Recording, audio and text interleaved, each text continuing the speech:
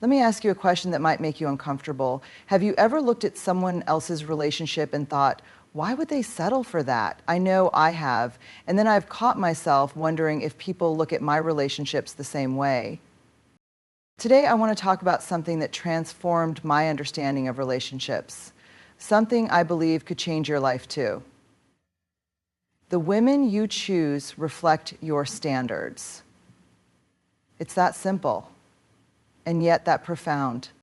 Think about it for a moment. Every person you've ever dated, been in a relationship with, or married isn't just someone you chose. They're a mirror reflecting back what you believe you deserve in life.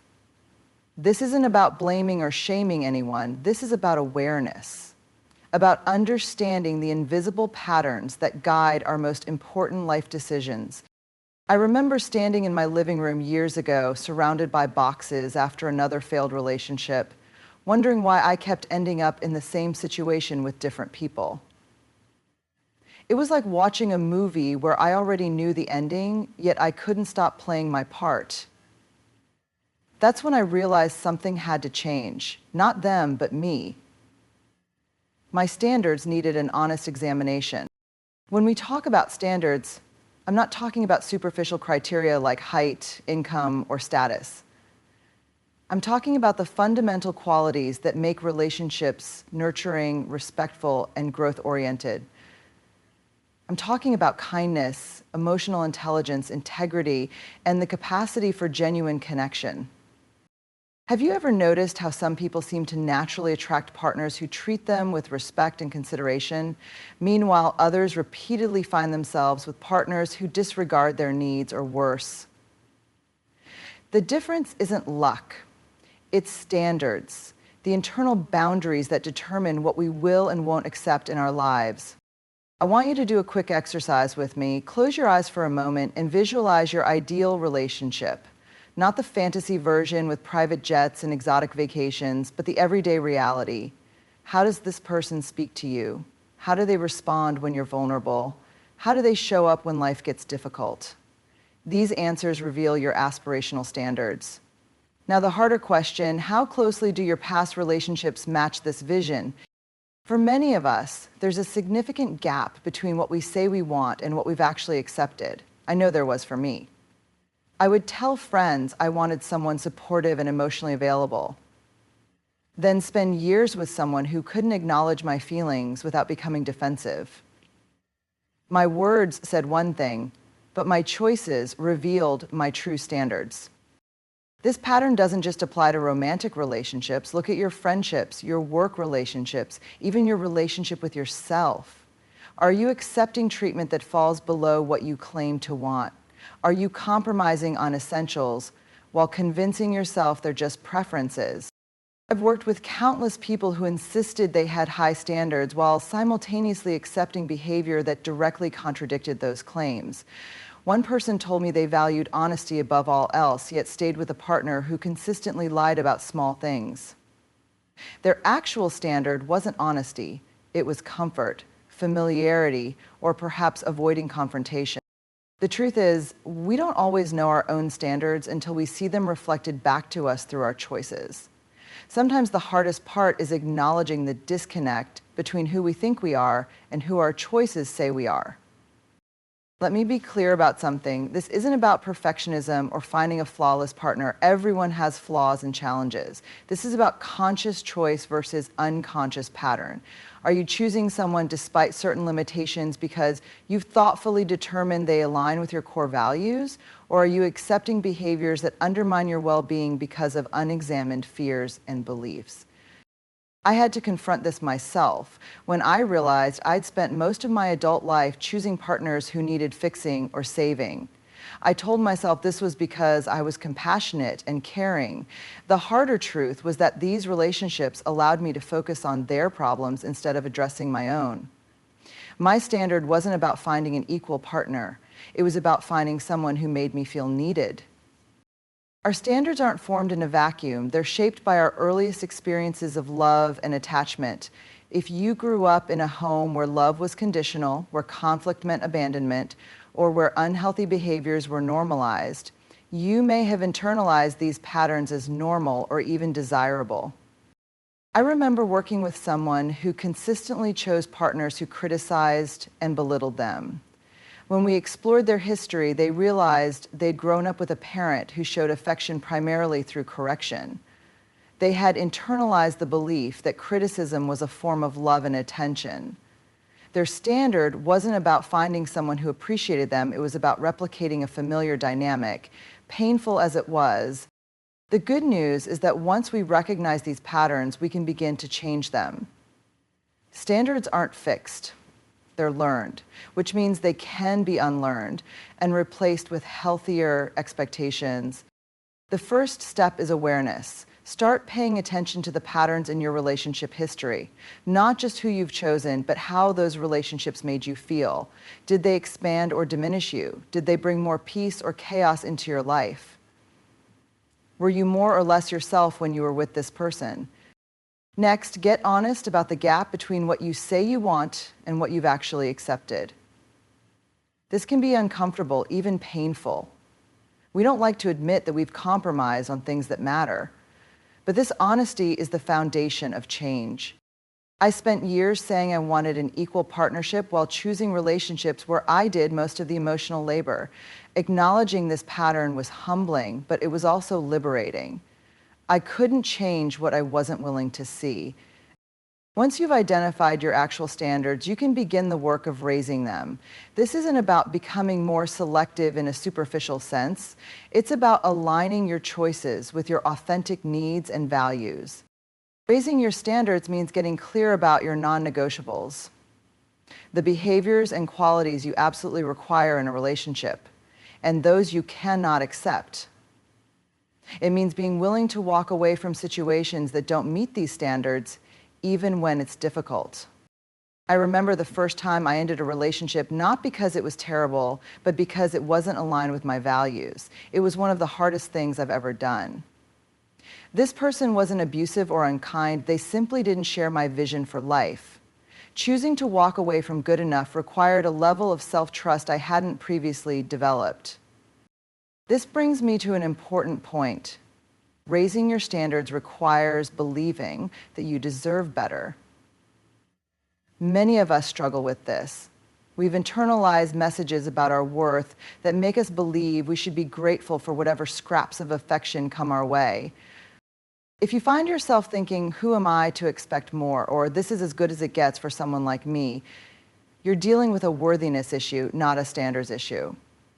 Before you can raise your standards for others, you may need to raise your standards for how you treat yourself. I spent years accepting relationships that didn't fulfill me because I didn't believe I deserved fulfillment. The breakthrough came when I realized that worthiness isn't something you earn, it's your birthright. You deserve to be treated with respect, consideration, and care simply because you exist. As your standards begin to shift, you'll likely notice changes in how you interact with potential partners. You'll ask different questions. You'll pay attention to different behaviors.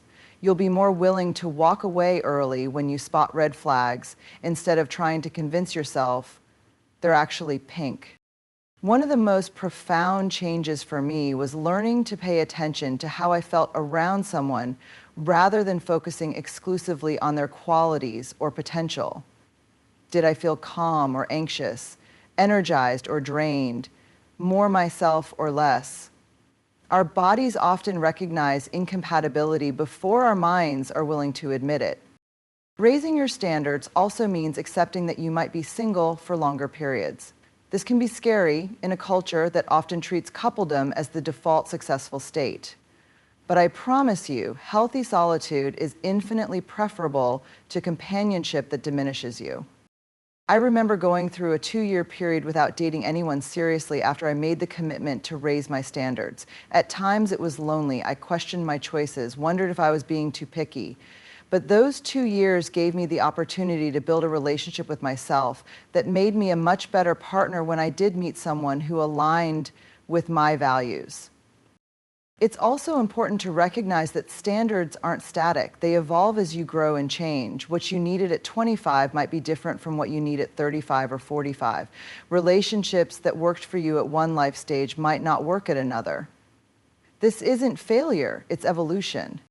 I've seen people stay in unsuitable relationships simply because they've invested time in them, as if relationships were financial investments that must be protected regardless of returns.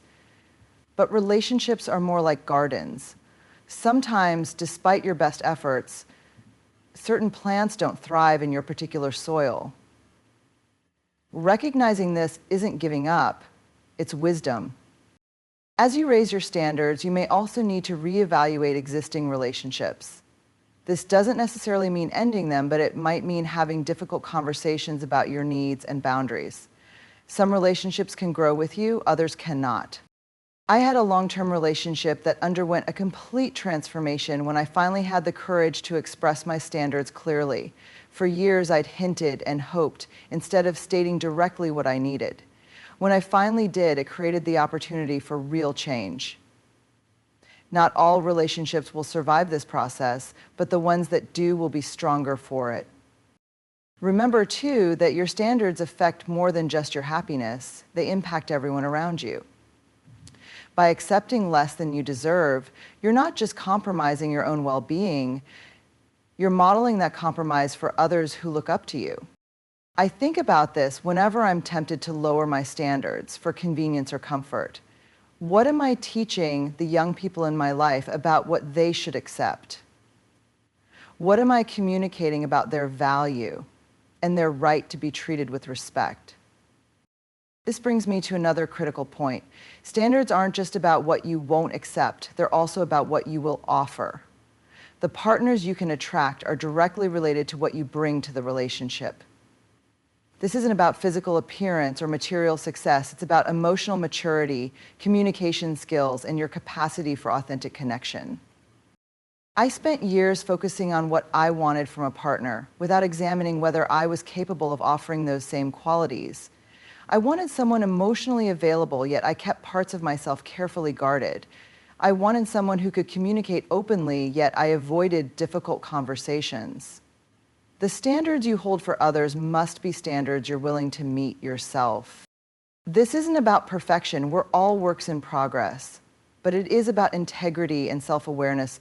Are you actively working to become the kind of partner you want to attract? Are you developing the qualities you seek in others? When I finally committed to this principle, my relationships changed dramatically. I stopped attracting people who couldn't meet my emotional needs because I was no longer operating from an emotional deficit myself. I'd done the work to become more whole, which made me both more discerning and more attractive to emotionally healthy people. Another aspect of standards that often gets overlooked is the importance of community. The people around you, friends, family, mentors, can either reinforce healthy standards or undermine them.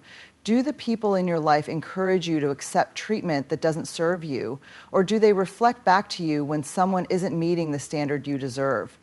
I'm grateful for the friends who gently questioned my choices when I was settling for less than I deserved. At the time, I sometimes resented their input. Now I recognize it as one of the greatest gifts they could have given me, a mirror reflecting back what I couldn't yet see for myself. If the people around you consistently validate unhealthy relationship patterns, you might need to expand your community to include those who can help you recognize your worth and encourage you to honor it in your choices. As we start to wrap up our time together, I want to address a concern I often hear. If I raise my standards, will I end up alone? This fear keeps many people trapped in unsatisfying relationships or patterns. But here's what I've discovered. When you raise your standards from a place of self-worth rather than fear or control, you don't end up alone. You end up with people who truly enhance your life. Raising your standards doesn't mean becoming rigid or unrealistic. It means becoming more discerning about who gets access to your heart, your time, and your energy. It means recognizing that while no relationship is perfect, some imperfections are workable differences, while others are fundamental incompatibilities. I've witnessed countless people transform their relationship patterns by raising their standards. Where they once had chaotic, drama-filled relationships, they now have partnerships characterized by mutual respect and support. The change didn't happen overnight, and it wasn't without challenges, but the end result was worth every difficult moment of growth. The women or men you choose truly do reflect your standards, not your wishful thinking, not your spoken values, but your actual lived standards as demonstrated by your choices.